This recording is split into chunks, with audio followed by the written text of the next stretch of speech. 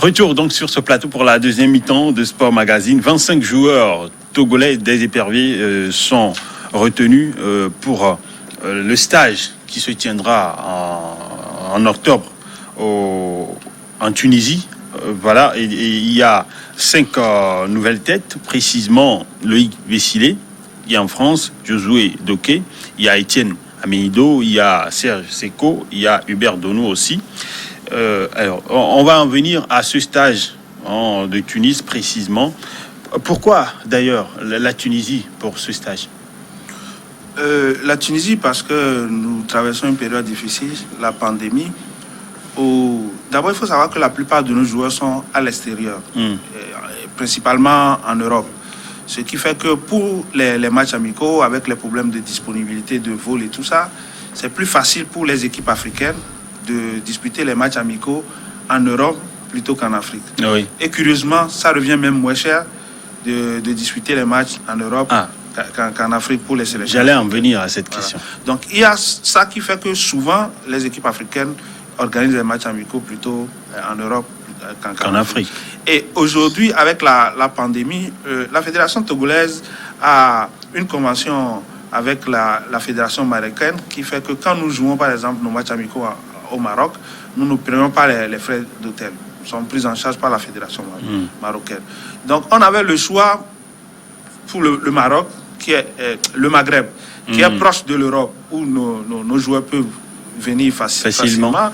Et que par exemple le Maroc, où on aurait pu avoir cette facilité. Mais le Maroc a refusé d'habiter les matchs amicaux. Vous savez que le taux de contamination est aujourd'hui élevé au Maroc, ce qui fait que même la CAF a dû reporter les compétitions interclubs qui étaient prévues au Maroc. Donc c'est la Tunisie qui a accepté. Mais la Tunisie aussi a une carte de pandémie. Les pays qui sont en rouge, vous ne venez pas. Vous n'avez pas l'autorisation à venir. Quand vous êtes en orange, comme le cas du Togo, quand vous allez, vous faites 7 jours de quarantaine avant de pouvoir sortir. Pour l'équipe, nous y allons pour 8 jours, si on doit faire 7 jours. Et donc, heureusement qu'avec les tractations de la fédération, on a obtenu une dérogation pour aller en Tunisie. Il y a d'autres pays, comme par exemple Madagascar, qui devait venir, qui est en rouge et qui ne peut pas venir. Donc, ce sont ces difficultés-là qui nous ont amenés à choisir la Tunisie. Si on avait aussi des propositions pour jouer en Europe, mais actuellement même, le consulat de France n'est pas encore ouvert pour solliciter les visas court séjour. C'est seulement les visas long séjour. Donc tout ça mis l'un dans l'autre. Et puis pour jouer, il faut être à deux. Donc généralement, quand nous demandons aussi au pays de venir chez nous pour jouer les matchs amicaux, chez nous au Togo par exemple, ils nous demandent de les prendre en charge. C'est-à-dire que vous prenez en charge l'équipe nationale du Togo, mais vous prenez aussi en charge ne serait-ce que l'hôtel et la restauration de l'équipe, alors que nous avons un budget assez limité pour le football. Ce sont ces raisons qui font que finalement nous jouons nos matchs amicaux à l'extérieur et essentiellement beaucoup plus en Europe qu'en Afrique. Et le départ de Lomé, c'est quand? Le rassemblement là-bas pour tous les joueurs, c'est quelle date? La journée FIFA commence le 5. Le 5. Nous jouons le premier match le 8. Donc le coach a instruit tous les joueurs d'être là au plus tard le 5. Tous les joueurs... À Lomé? Non, à Tunis. Directement à Tunis pour participer à la première séance. Et en fonction, parce que c'est aussi un problème de disponibilité de vol. En fonction de la disponibilité des vols sur Tunis, la délégation de Lomé partira entre le 3 et le 4. C'est-à-dire que pour les joueurs, généralement, quand il y a match, ce que nous choisissons, c'est les vols les moins longs possibles. Parce que les vols fatiguent beaucoup les joueurs. Donc c'est tout ça, toutes ces réflexions qu'on fait avant de faire la planification, les plans de vol pour allier les lieux de rassemblement. Oui, je pense quand même qu'il faut tirer chapeau aux autorités togolaises et ainsi qu'à la Fédération togolaise de football. Vous savez, nous sommes en temps de crise sanitaire. Ce n'est pas évident de trouver tout de suite un match amical. Il y a des pays aujourd'hui en Afrique et des sélections pas des moindres qui n'ont pas pu communiquer leur programme. Vous savez ce qui se passe en Algérie, il y a le cas du Cameroun également.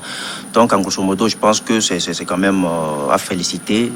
Les éperviers ne seront pas sevrés de matchs au cours de cette fenêtre FIFA. C'est vraiment salutaire. Alors, justement, en parlant de félicitations, peut-être des fleurs à Claude Leroy qui qui a permis au Togo de pouvoir, à chaque journée FIFA, de pouvoir respecter, hein, parce qu'il y a eu un moment où le Togo n'arrivait plus à avoir des matchs amicaux. C'était difficile de les négocier. Et je crois qu'avec son carnet d'adresse, il arrive facilement, il a cette facilité de pouvoir organiser ça avec ses relations également. Oui, il y a un fait qu'on ne va pas quand même négliger. Claude Leroy, c'est une référence en Afrique, ça on le reconnaît. Oui. Maintenant, sous son air, les éperviers, comme je l'ai dit tout à l'heure, n'ont jamais été sevrés de match lors des journées FIFA. Ce que j'attends de lui maintenant, c'est forcément les résultats. Oui, alors. Pour ce qui concerne l'organisation des matchs, c'est vrai que le sélectionneur national, avant de signer au Togo, avait posé 2 conditions. 1, la reprise du championnat national. Parce que sans championnat, il n'a pas de sens d'avoir un sélectionneur, puisque c'est dans le championnat qu'un sélectionneur doit puiser les joueurs pour sa sélection. Deuxième chose, il a demandé que l'autorité assure que la sélection nationale va disputer des matchs amicaux toutes les fenêtres internationales de façon régulière ou bien voilà. Constante. Et même, il a demandé que le Togo engage les équipes, toutes les équipes nationales, depuis les jeunes jusqu'à l'équipe féminine, dans les compétitions. Ce sont les conditions que le coach a posées et les autorités font l'effort de respecter cela, même si pour les sélections de jeunes, c'est encore un peu difficile. On aurait souhaité que nos sélections de jeunes puissent avoir plus de compétition pour pouvoir bien former les jeunes sur place. Mais après, c'est aussi une question de gestion des matchs amicaux. Quand vous êtes journaliste, vous pouvez aller aux finances publiques et vérifier. Les matchs amicaux, aujourd'hui, nous coûtent à peine la moitié de ce que ça coûtait à certaines époques. Avec je vois beaucoup de dirigeants qui avaient fait les fédérations, qui passent sur les antennes, qui critiquent. Mais les matchs amicaux coûtaient 2 fois plus cher au Togo que ce que ça nous coûte aujourd'hui avec le sélectionneur national. C'est ça aussi qui encourage les autorités à chaque fois que nous faisons la demande et qu'ils acceptent parce qu'ils savent que l'argent ne va pas dans les poches de ceux qui participent à l'organisation nationale. Alors, et quel est le programme complet à Tunis? Uniquement des matchs, non? Non, les séances d'entraînement, comme il a dit, les séances vidéo, une réunion aussi parce que la double confrontation contre l'Égypte, ça va être décisif. Nous tenons quand même à nous qualifier pour la prochaine CAN. Donc il y aura une réunion où l'entraîneur va s'adresser au groupe. Les joueurs aussi diront ce qu'ils ont à cœur, s'ils pensent qu'il y a des choses à améliorer. Et donc après cette réunion-là, le reste, c'est les séances d'enseignement, les séances vidéo et puis les matchs.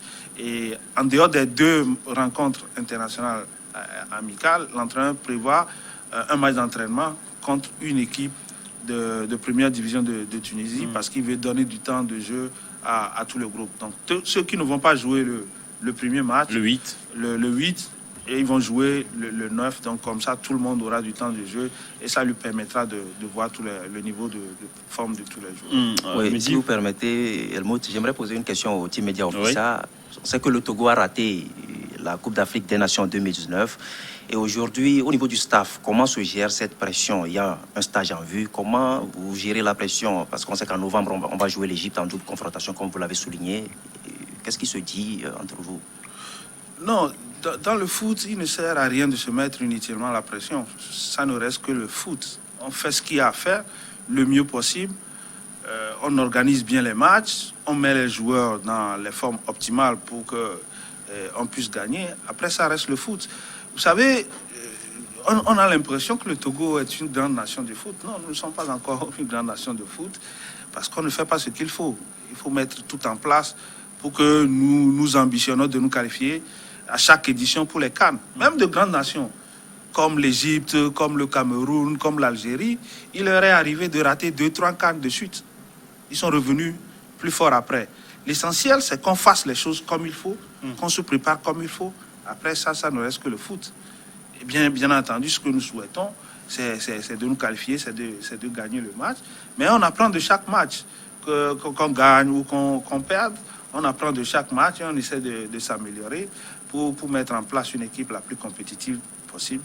Mais ça ne sert à rien de se mettre la pression. En tout cas, la pression, elle est toujours présente. Hein, quand on sait que elle est naturelle. Ouais, elle est naturelle. Quand on sait que le public sportif togolais a soif de victoire, a soif surtout de résultats. C'est vrai qu'on apprend à l'issue de chaque rencontre, mais il faudrait pas tout de même qu'on apprend trop de défaites. Voilà. Non, c'est pas le souhait du public de gagner qui nous met la pression. Nous aussi, nous sommes Togolais. Nous dirigeons une équipe, nous avons envie de gagner. Donc, on ne se met pas uniquement la pression. Mais naturellement, quand vous gérez un match, il y a le stress du match, il y a tout ça comme tout le monde, avec l'envie de gagner, oui. Mais on ne se met pas la pression parce que les gens veulent qu'on gagne à tout prix. Et donc, on va se mettre la pression. Ah, si on ne gagne pas ce match, non. Même si on ne gagne pas, si on nous virait, d'autres vont venir, le travail va continuer. Mais l'essentiel, c'est qu'on laisse quelque chose de solide pour la postérité, pour le football togolais. L'essentiel, c'est que nous fassions tout ce que nous fassions le plus professionnellement possible, le plus consciencieusement possible, avec un sens de responsabilité. Après, les résultats, ils viennent ou ils ne viennent pas. Et comme je vous le dis, même de grandes nations, comme l'Égypte, comme l'Algérie, comme le Cameroun, comme la Côte d'Ivoire, il leur arrive le Nigeria. Le Nigeria a raté 2 CAN de suite, après avoir gagné la CAN en Afrique du Sud. Mais après, le Nigeria est revenu très fort. Donc ça peut arriver qu'on rate une CAN, qu'on rate 2 CAN. Mais l'essentiel, c'est qu'on travaille pour que nous ayons une équipe qui ait des chances de se qualifier à chaque édition pour une Coupe d'Afrique des Nations. Pour les grands rendez-vous. Alors, le Togo affronte la Libye le 8 et puis le Soudan le 12, c'est ça? D'abord, ce n'était pas la Libye. D'abord, on avait eu écho, c'était la Centrafrique. Et finalement, la Libye, qu'est-ce qui n'a pas marché finalement? Nous, on n'a jamais fait d'annonce au niveau de la fédération. On n'a jamais dit qu'on jouait contre le Centrafrique.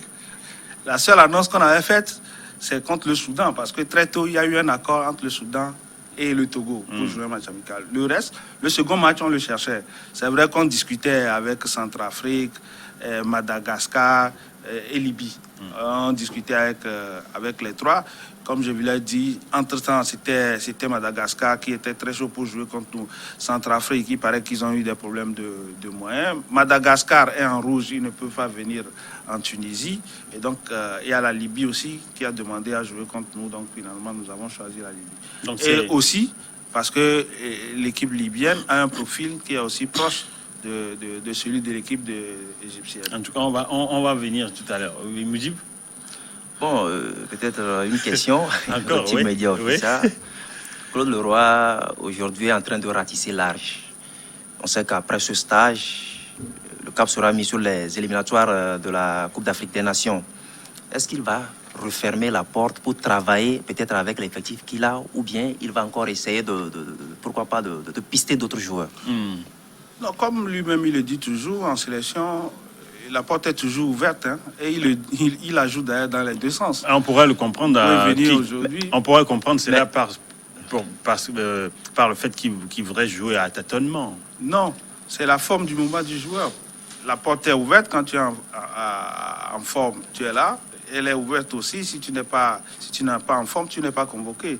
Donc on ne peut pas dire d'avance. Aujourd'hui, avant de jouer les journées FIFA d'octobre, on ne savait pas que Hakim, par exemple, allait se blesser. Donc Hakim est blessé, il faut le remplacer. Donc il a été remplacé. Et il y a d'autres qui, il y a très longtemps, n'ont pas de club. On ne peut pas les convoquer parce qu'ils n'ont pas de club pendant plus d'1 an. On ne peut pas convoquer. Même si certains sont des cadres, on ne peut pas les convoquer dans ces conditions. Donc c'est ça qui fait que la porte, elle est ouverte dans les 2 sens. Si quelqu'un comme Lala Ouele, qui est un des éléments de base, s'il trouve demain un club et qu'il revient compétitif, c'est probable que l'entraîneur l'appelle pour le match contre l'Égypte. La porte n'est pas formée. Alors, tu veux ajouter quelque chose, Moudjib? Quand on sait que depuis 4 ans, peut-être son challenge ou bien peut-être son objectif, c'est de mettre sur pied une équipe compétitive, au moins performante. Mais jusqu'à présent, il faut le reconnaître, Claude Leroy quand même a un peu du mal à mettre sur pied un 11 type idéal. Moi, je suis toujours surpris quand j'entends les journalistes dire ça.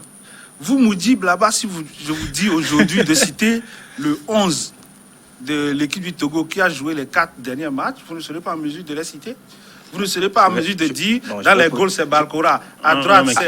Balkora, c'est peut-être depuis 2 ou 3 matchs. Non, Barcola, c'est depuis